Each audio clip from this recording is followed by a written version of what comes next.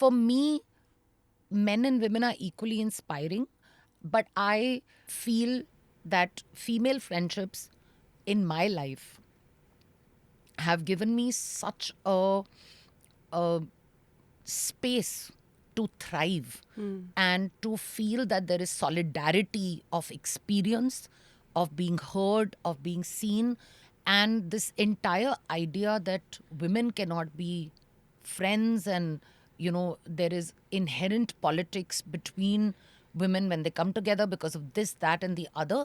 These are all constructs that have been created to make sure that this coming together of women doesn't happen, because when it does happen, it makes you feel so empowered.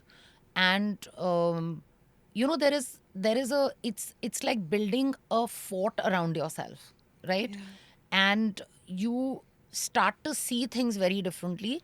And I think patriarchal structures don't want you to see those things, So right? such a power it gives you. See, nobody understands that it's equality that you're fighting for. You don't want to be the same. Yeah. And I want to be romanced, but just because of the fact that I want equal rights, that doesn't mean that nahi nahi इनको flaws नहीं चाहिए, इनके लिए दरवाजा मत खोलना. I'm like, no, please open the door for me. But please do that. But this is what I'm saying, that the thwarting of any conversation around equality, any conversation that is nuanced, is so hard that I find it strange that people are not able to see that this is a tactic, and this is a masking tactic, so that we don't really see, we don't really actually talk about the real problems. And I've said this often enough that, if men want, this problem can go away. It Easily. can be solved overnight. Yeah. But, to want equality by a person who's enjoying a certain kind of power is a tall ask, so Oh. maybe therein lies the problem. There was this time back when I was like 22, 23, so a while back.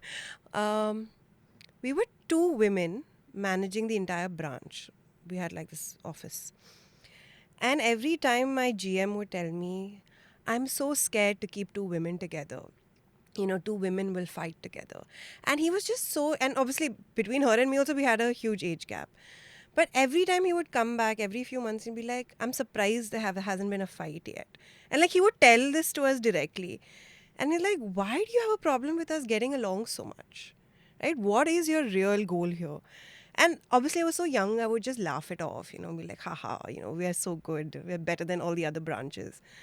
And now when I've grown up, I'm like, dude, that was a disgusting statement.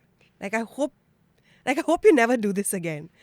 But yeah, I think that's how we look at it, right? We look at two women together and be like, they should fight. They should not get along.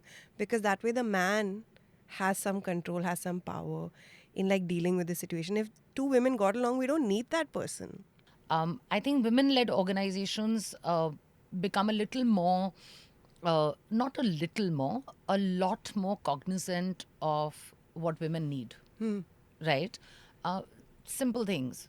I'm not saying that it doesn't happen in organizations that are led by men, but the very fact that there is a need for women's safety. I mean, look at the world.